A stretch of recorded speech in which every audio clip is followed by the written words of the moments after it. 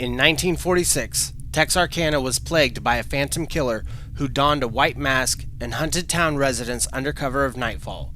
These infamous killings became known as the Texarkana Moonlight Murders. A famous movie, The Town That Dreaded Sundown, was based on this phantom killer and inspired the following cult classic movies such as The Texas Chainsaw Massacre and Halloween. These movies pale in comparison to the Texarkana Moonlight Murders that have remained unsolved to this day for many years.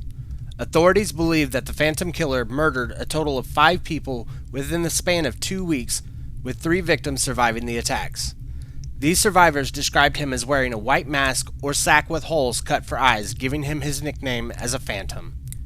The first attempted victims were Jimmy Hollis and Mary Jeanne Larry, a young couple parked on the side of the road just outside of town on the night of February 22, 1946. According to reports, the Phantom held the couple at gunpoint outside their vehicle, ordering Hollis to remove his pants. Hollis was severely beaten but survived with several severe injuries, including a fractured skull. Mary Larry was ordered to run away with the Phantom chasing close in behind her. Upon reaching a ditch, she was ordered to change course to the road, where he caught up and sexually assaulted her with the pistol he carried before letting her run away again. Unlike the first couple, Richard Griffin and Polly Ann Moore did not survive the attack.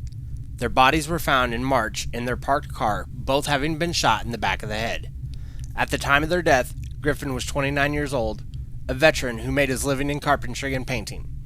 Moore was only 17 years old and living with her cousin. Only a few weeks after they were joined by another couple, Paul Martin and Betty Jo Booker. The last time the couple was seen together was when Martin went to pick Booker up from band practice.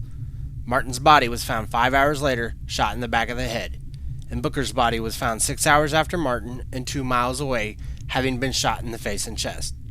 Booker was the Phantom's youngest victim at 15 years of age.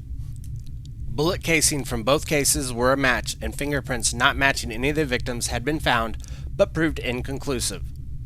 The Phantom's killer's last official victims were a husband and wife in their farmhouse northeast of town.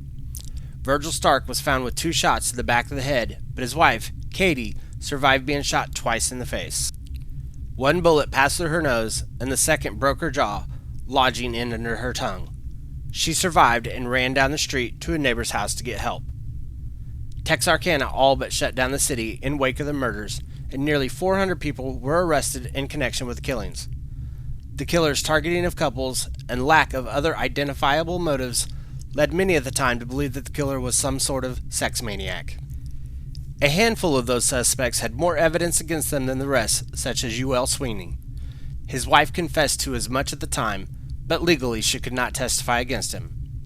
Peggy Ewell was interviewed several times, and despite the accuracy of her statements about the murders, law enforcement doubted she was telling the truth because she never could provide physical locations or correct time frames.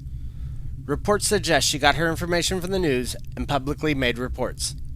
Sweeney died in prison as a habitual offender in 1994 without ever implicating himself as the Phantom. A few years later, 21-year-old Virginia Carpenter went missing in 1948, and it was thought it had been the work of the Phantom Killer. However, Sweeney was still in prison at the time. In 1999 and 2000, an anonymous woman contacted surviving family members of the Phantom's victims to apologize for what her father had done, but U.L. Sweeney never had a daughter. The true killer's identity remains a mystery to this day, and Texarkana has never been the same since. Although this person likely is no longer alive, their grisly legacy has lived on as one of Texas's most brutal serial killers. Thank you for making it all the way through the video. If you like this video, hit that like and subscribe button and comment down below. And until next time.